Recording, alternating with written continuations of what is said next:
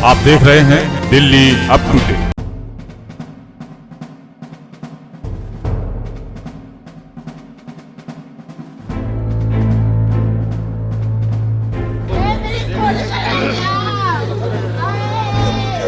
लापरवाही तो सरासर है ये हमारे जो प्रशासन में बैठे हैं ये जाति देख के न्याय करते हैं।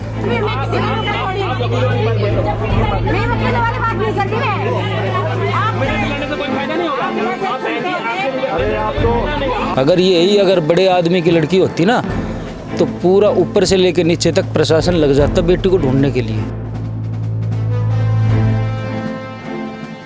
डीसीपी साहब ने कहा है कि डेथ उसकी 11 तारीख को ही हो गई थी मर्डर, और उन्होंने मर्डर करके 11 तारीख की रात को किसी खेत में उस बॉडी को दफनाया है। नग्न है लड़की और चेहरा उसका सारा जला हुआ है।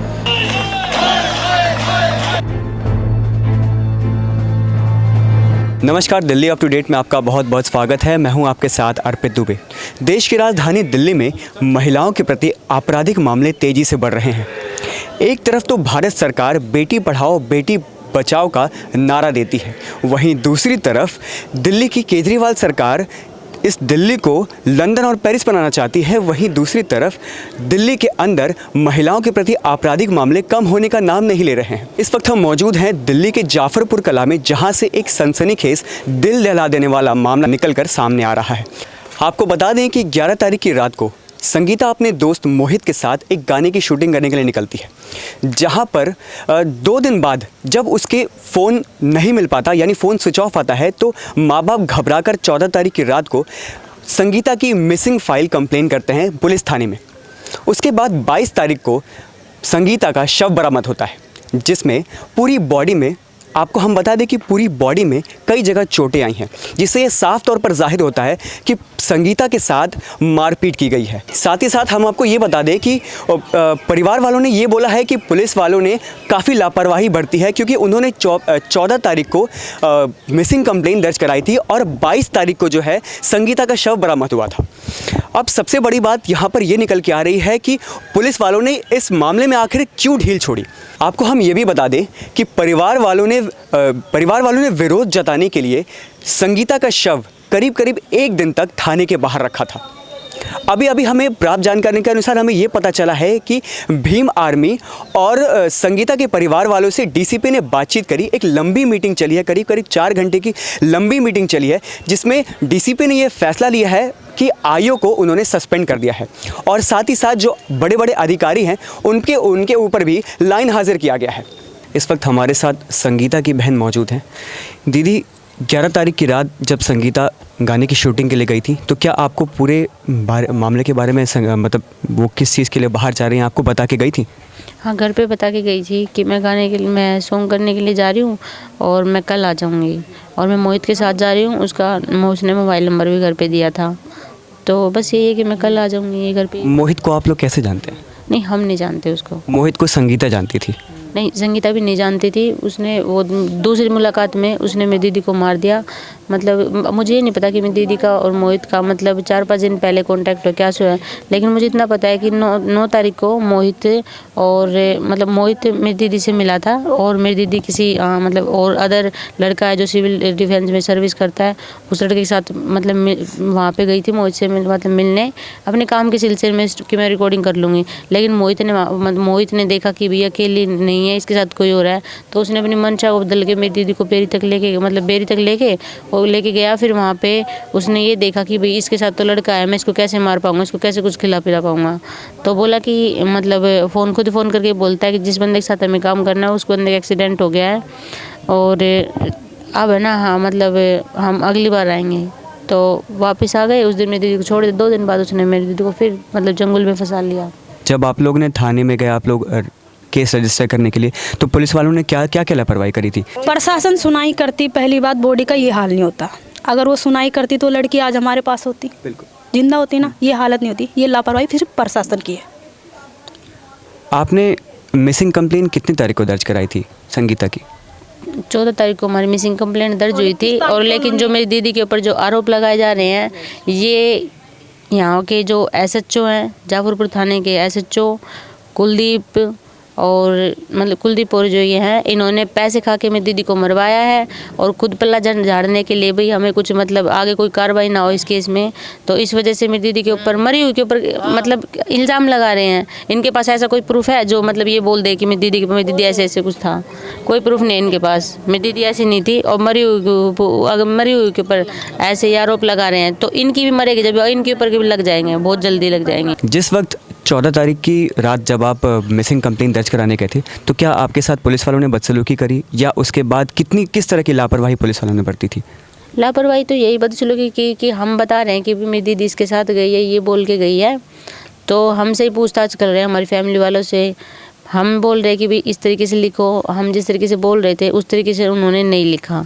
कंप्लेन अपनी मनमर्जी से लिख के स्टैम्प मार के और थमा दिया। अगले दिन जब हमने खुद अपने हाथ से लिख के दिया ना, तो उसके बाद मतलब जब खुद अपने हाथ से लिख के दिया तो उसकी हमें मतलब ऐसे कॉपी करके प्रिंट करके इन्होंने नहीं दी, रिसीव हुई है। तो इसकी वजह से ही मतलब आज वो सस्पेंड हुए हैं, ये गलती उनकी देखी गई है। आप लोग कब से मौजूद हैं यहाँ पर? देखिए, ये जो मामला है ये हुआ तो 11 तारीख से है, लेकिन जो पीड़ित परिवार है उन्होंने भीम आर्मी को कांटेक्ट किया डे बिफोर यस्टरडे, यानी आज तारीख है 22 तारीख को। तो 22 तारीख को हम लोगों ने अपने आप को संगठित करा और 23 तारीख को हम शाम को इनके पास लगभग 3 बजे के करीब पहुँचे इनके घर पे। तो इन्होंने सारी गाथा हमको जब बताई तो उस गाथा को समझकर हमने उस बात का संज्ञान लिया, पार्टी के सारे हमारे कार्यकर्ताओं ने, और बॉडी आई पोस्टमार्टम के बाद। इनके हम वेट करने लगे, फिर बॉडी आई इनके घर पे पोस्टमार्टम के बाद। तो हमने बॉडी को सीधा लेके पुलिस स्टेशन में के वहाँ के प्रांगण में जाकर बॉडी रखी और वहाँ बैठकर हमने दिल्ली पुलिस हाय हाय और प्रशासन हाय हाय के नारे लगाए और हमने न्याय की मांग करी। न्याय क्या था जो आज डीसीपी साहब ने बहुत अदब से हमारी बात सुनी और विक्टिम सर, कितने घंटे लंबी मीटिंग चली है सर आपकी? डीसीपी के साथ 4 घंटे मीटिंग हुई है। और क्या फैसला हुआ उसमें? फैसला डीसीपी साहब ने कहा कि मैं खुद इस मामले को खुद मॉनिटर करूंगा, क्योंकि अनफॉर्चुनेटली दुर्भाग्य है कि एसएचओ लेवल पर इस तरह के जो केसेस होते हैं उसमें प्रॉपर डीलिंग नहीं हो पाती है। सर, कहीं ना कहीं इस पूरे मामले में लापरवाही, पुलिस वालों की लापरवाही देखने को मिली है। इस बात पे आप क्या कहना चाहेंगे? इसको ना 2 बातों में बांटते हैं। लड़की का मर्डर 11 तारीख को ही हो गया था। जिस दिन वो अपने घर से उन लड़कों के साथ गई थी उन्होंने उसी दिन उसको ख़त्म कर दिया था, लेकिन इस बात को पुष्टि नहीं हो पाई। पुलिस के पास इस बात को पता लगा 15-16 तारीख को। हमारी जो विक्टिम की सिस्टर है, जो पुलिस स्टेशन में रोज़ जाते थे पेरेंट्स और उनके, तो पुलिस की लापरवाही वहाँ तक है कि उन्होंने संज्ञान नहीं लिया उस बात की गरिमा को कि इतनी सीरियस बात है। ये लापरवाही ज़रूर पुलिस ने करी, लेकिन ये है कि हाँ कि जो 22 तारीख को उन्होंने मामले को रजिस्टर किया है, जबकि केस 11 तारीख का था, और जब लड़की के बहन और पेरेंट्स 14 तारीख को पुलिस स्टेशन गए तो 14 से पहले तो मतलब ही नहीं था कोई भी संज्ञान लेने का। वो 14 और 22 तारीख का जो टाइम वेस्ट हुआ, उस टाइम में जाहिर बात है पुलिस की लापरवाही है। उस लापरवाही सर, पोस्टमार्टम रिपोर्ट में क्या मतलब उसमें बताया जा रहा है कि 11 तारीख को ही उसकी डेथ हो गई थी? नहीं, अभी इत्तेफाकन पोस्टमार्टम रिपोर्ट हमारे हाथ में नहीं आई है, वो कल मिलेगी। 3 डॉक्टरों ने पोस्टमार्टम किया है, लेकिन मुझे डीसीपी साहब ने कहा है कि डेथ उसकी 11 तारीख को ही हो गई थी। मर्डर, उसमें मर्डर कैसे बताया गया है? मर्डर कैसे बताया गया इसका पुष्टि भी हमारे सामने नहीं आई है, लेकिन मर्डर तो मर्डर होता है, उसको कैसे किया उसके बाद तो आप कुछ भी कहते रहो। और उन्होंने मर्डर करके 11 तारीख की रात को किसी खेत में उस बॉडी को दफनाया है, क्योंकि जो बॉडी मिली है उसमें ना तो उस बॉडी के ऊपर कोई सिर्फ एक अंडरवेयर है और ऊपर से ब्रा फटी हुई है, मतलब नगन है लड़की, और चेहरा उसका सारा जला हुआ है। आपने अगर फ़ोटो देखी हो तो फॉर्चुनेटली ये बॉडी मिल गई, अगर बॉडी नहीं मिलती तो ये मामला पकड़ा ही नहीं जाता। सर, एक खबर मिली है कि जो संगीता है उसकी बॉडी खेत के नीचे जो दफन थी वो अर्धनग्न एक तरीके से मिली है और पूरा का पूरा चेहरा चला हुआ है। सर, तो कहीं ना कहीं क्या ये गलत काम या फिर इसमें कुछ हो सकता है? सर, ये जो पीड़िता की हालत है, जो अर्धनंगन है, आप सही कह रहे हैं, ये शंका जाहिर करता है कि गैंग रेप भी हो सकता है, लेकिन अभी पोस्टमार्टम रिपोर्ट आएगी तो फिर उसमें हम धारा और जो जुड़वाने का काम करेंगे और फिर बहन को कुछ इंसाफ मिले। और जो आरोपी फरार है, जल्द से जल्द हम डीसीपी साहब के ये संपर्क में रहेंगे कि जल्द से जल्द जो भागे हुए जो आरोपी है पकड़ के लाए उनको भी। सर, इस पूरे मामले में कितने आरोपियों को गिरफ्तार किया गया है? सर, अभी 2 है, 2 अरेस्ट और 4-5 जो फरार है, जल्दी उनको डिटेन करके पुलिस जल्दी गिरफ्तार करेगी। कितने टोटल आरोपी हैं इस पूरे मामले में? सर, ये सीसीटीवी में तो ये 5-6 है, 2 भी है जो गिरफ्त में है, बाकी जल्द से जल्द वे हो जाएंगे वे भी अरेस्ट। सर, ये सीसीटीवी कहाँ से, मतलब किस जगह से ये मिला? सर, ये महम है रोहतक में। हाँ, वहाँ पे जो सीसीटीवी में आए हैं, तो वो जबकि प्रशासन ने नहीं ढूंढा, पीड़ित परिवार के हमारे माँ पिताजी और बहनों ने ढूंढा जाके वहाँ पे, भाई चेक कराइए अब सीसीटीवी। नहीं, प्रशासन के लोग तो बैठे थे हाथ पे हाथ रख के कि आएंगे, 1 दिन आएंगे, 2 दिन आएंगे, 3 दिन आएंगे, थक हार के बैठ जाएंगे। कहीं ना कहीं ये पुलिस वालों की बड़ी लापरवाही का नतीजा है आज एक लड़की। सर, लापरवाही तो सरासर है ये हमारे जो प्रशासन में बैठे हैं, ये जाति देख के न्याय करते हैं।